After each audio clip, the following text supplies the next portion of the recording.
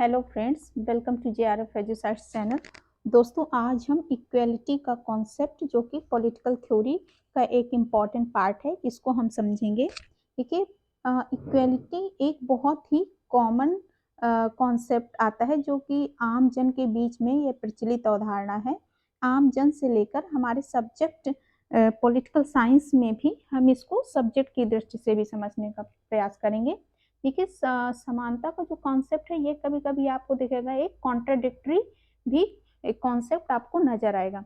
जैसे कि अगर हम समाज में समानता स्थापित करना चाहते हैं तो हो सकता है उस समानता को स्थापित करने में आपकी स्वतंत्रता जो कि फ्रीडम बाधित हो। ठीक है।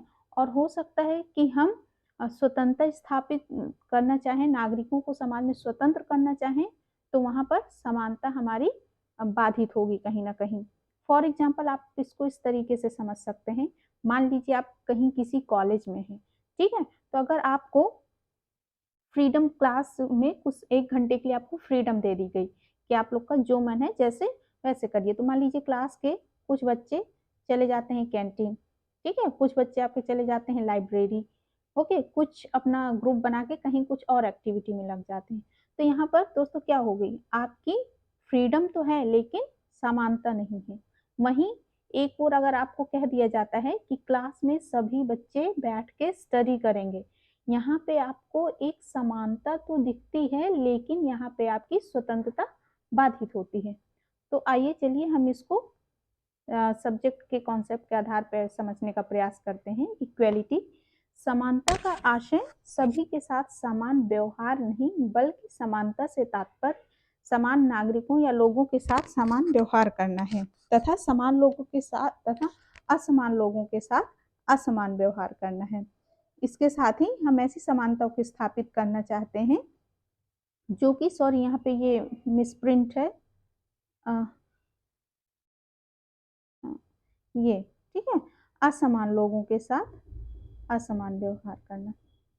ओके। तो मीन्स क्या है, समानता से तात्पर्य हमें समाज में ऐसी समानता स्थापित करना है, समान लोग हैं उनको तो समान अवसर उपलब्ध कराना है, लेकिन हमारे समाज में कुछ वंचित वर्ग हैं, जैसे मान लीजिए समाज का जो पिछड़ा वर्ग है, दलित है, शोषित है, वो काफी लंबे टाइम से अवसरों से वंचित रह गया है, तो उसका सामाजिक आर्थिक राजनीतिक विकास नहीं हुआ है।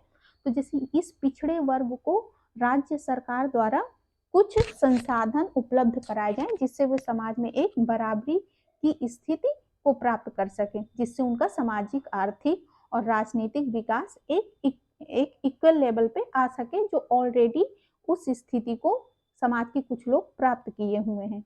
वहीं हम उदारवादियों के अनुसार अगर समानता के कॉन्सेप्ट को समझे तो उदारवादियों का मानना है कि जो समानता होती है वैधानिक होती है, मतलब समाज में जो विधि है, कानून है, उसके समक्ष सभी नागरिक एक समान माने जाएंगे। जैसे कि हम इंडियन कॉन्स्टिट्यूशन के आर्टिकल 14 में देखते हैं।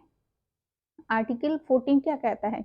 आर्टिकल 14 कहता है कि विधि के समान सभी नागरिक समान रूप से ट्रीट किए जाएंगे, अर्थात वहां पर जाति, लिंग, धर्म के आधार पर किसी प्रकार का विभेद नहीं किया जाएगा।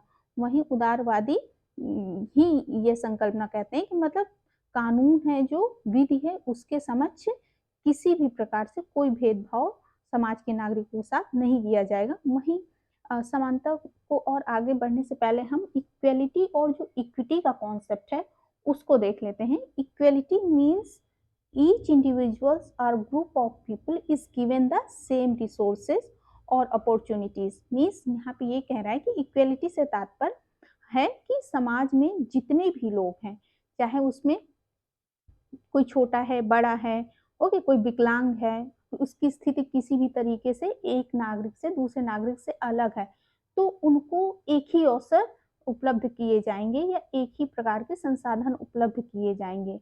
मान लीजिए कि कहीं आप किसी स्टेडियम में सिटीजन्स कुछ मैच देखने के लिए जा रहे हैं, तो वहां पर अगर एक ही फैसिलिटी है, जाने का रास्ता एक ही है तो एक ही रहेगा, लेकिन वहां पे कुछ मान लीजिए कि विकलांग है या थोड़ा कमजोर स्थिति में, तो उसके लिए सरकार अलग से कोई प्रोविजन या सुविधा नहीं प्रदान कर रही है। वहीं इक्विटी मीन्स समता, Equity recognizes that each person has different circumstances and allocates the exact resources and opportunities needed to reach an equal outcome. Okay यह मानती है कि समाज में प्रत्येक व्यक्ति की अपनी एक अलग स्थिति होती है, अतः उसकी स्थिति के अनुसार हमें उनको रिसोर्स प्रदान किए जाने चाहिए और जिससे वे समाज में एक समता युक्त समाज में अपनी स्थिति को सुनिश्चित कर पाए। ओके, नेक्स्ट हम डायमेंशंस ऑफ इक्वेलिटी को देखते हैं कि मीन्स इक्वेलिटी के विभिन्न आयाम कैसे कैसे हैं। तो अगर हम डायमेंशंस ऑफ इक्वेलिटी में आते हैं तो जैसे कि औपचारिक समानता या निरपेक्ष समानता, ठीक है। तो औपचारिक समानता या निरपेक्ष समानता में हम मेनली जो आते हैं ये शास्त्रीय उदारवादी तथा नव उदारवादी विचारक आ जाते हैं आपके इसमें, जैसे कि हॉब्स, लॉक, बेंथम, मिल आदि हैं। और ये औपचारिक समानता के अंतर्गत जैसे कि हमारी नैतिक समानता, वैधानिक समानता, सामाजिक समानता, राजनीतिक समानता, आर्थिक समानता और लैंगिक समानता है। ओके, तो इसमें हम सबसे पहले नैतिक समानता को समझ लेते हैं कि नैतिक समानता क्या है। नैतिक समानता मेनली आपके जो हॉब्स, लॉक और बेंथम, रूसो हैं, ये एक प्रकार से नैतिक समानता की बात करते हैं जिसमें प्राकृतिक अवस्था में सभी नागरिकों को एक समान स्थिति प्रदान की गई है। ठीक, तो ये नैतिक समानता एक प्रकार से क्या आ जाती है आपकी आदर्शवादी अवस्था। ठीक है, आदर्शवादी अवस्था मीन्स सभी के साथ, सभी नागरिकों के साथ एक प्रकार से समान व्यवहार किया जाएगा, किसी के साथ किसी भी प्रकार से भेदभाव नहीं किया जाएगा। वहीं वैधानिक समानता का कॉन्सेप्ट हम देखते हैं तो वैधानिक समानता एक प्रकार से विधि के समक्ष सभी नागरिकों को समान स्थिति प्रदान की जाएगी, अर्थात विधि के समान किसी नागरिक को उसकी सामाजिक, आर्थिक, राजनीतिक स्थिति के आधार पर विभेद नहीं किया जाएगा। यदि हम सामाजिक समानता की बात करें तो समाज में भी किसी के साथ कोई किसी प्रकार से लिंग, जाति, धर्म के आधार पर विभेद नहीं किया जाएगा तथा उसे समाज में एक सम्मानजनक स्थिति प्रदान करने का पूर्ण प्रयास किया जाएगा। वही ये हमारी सामाजिक समानता के अंतर्गत ये कॉन्सेप्ट आता है। यदि हम राजनीतिक समानता की बात करें तो राजनीतिक समानता में हमारा क्या कॉन्सेप्ट आ जाता है कि समाज के नागरिकों को राजनीति में सक्रिय भागीदारी को जो है उसको सुनिश्चित किया जाए और सक्रिय भागीदारी के साथ उसके साथ जाति, धर्म या किसी भी प्रकार से उसके साथ भेदभाव न किया जाए, उसे अपनी विचार अभिव्यक्ति की स्वतंत्रता भी पूर्ण रूप से दी जाए जिससे वह कि अपने विचारों के आधार पर किसी भी राजनीतिक दल का समर्थन करे या विचारधारा के आधार पर वह कोई भी जो अपना मत है, मत देने का जो उसका अधिकार है उसको वो खुले स्वतंत्र रूप में प्रयोग कर सके। ठीक है, वहीं हम आर्थिक समानता की बात करते हैं। आर्थिक समानता से तात्पर्य है कि यहाँ पर नागरिकों के साथ किसी भी प्रकार से उनके आय के जो साधन है उस पर विभेद न किए जाए, सभी नागरिकों को उनके जीविकोपार्जन के ऐसे साधन उपलब्ध कराए जाए जिससे वह समाज में एक सम्मानजनक स्थिति को प्राप्त कर सके।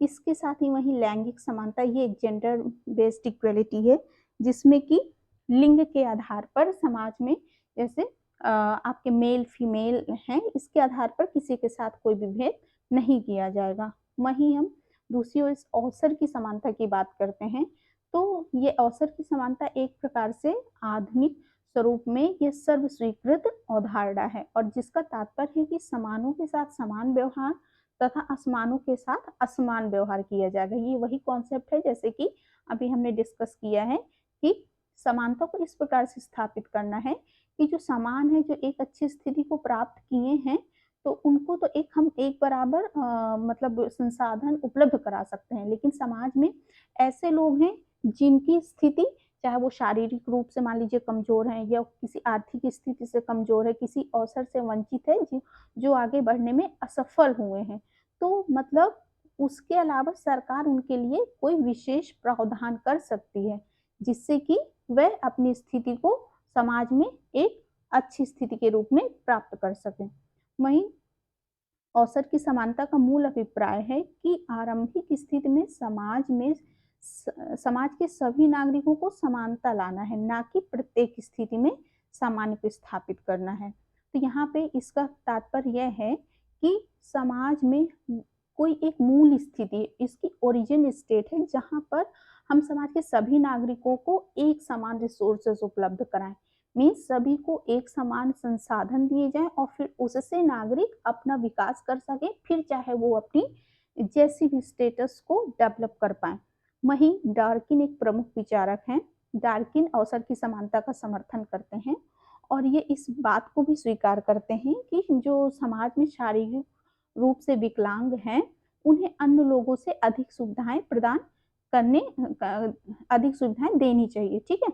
वहीं जॉन रॉल्स जो कि ए थ्योरी ऑफ जस्टिस अपनी प्रमुख रचना में ये भी अवसर की समानता की बात करते हैं और उनके अनुसार व्यक्तियों को मूलभूत प्राथमिक वस्तुओं को प्रदान करना है। ये वही कॉन्सेप्ट है जैसे कि समाज के सभी नागरिकों के एक मूलभूत जो प्रारंभिक स्थिति है वहां पे हम नागरिकों को सभी समान अवसर या संसाधन उपलब्ध कराएं और समान अवसर या संसाधन उपलब्ध कराने के पश्चात फिर नागरिक अपने विकास की ओर आगे बढ़ें और समाज में समानता को स्थापित करें। वहीं हम इसमें विचारधारा के आधार पर हम स्वतंत्रता का कॉन्सेप्ट देखें तो जैसे कि उदारवादी, मार्क्सवादी, समुदायवादी और नारीवादी संकल्पना के आधार पर समानता को समझने का हम प्रयास नेक्स्ट वीडियो में करेंगे। और अभी ये जो बेसिक कॉन्सेप्ट है आई थिंक आप लोग को ये समझ में आ गया होगा और इसके आगे की जो विचारधारा के आधार पर जो कॉन्सेप्ट हैं समानता का वो हम नेक्स्ट वीडियो में देखेंगे। Okay, thank you.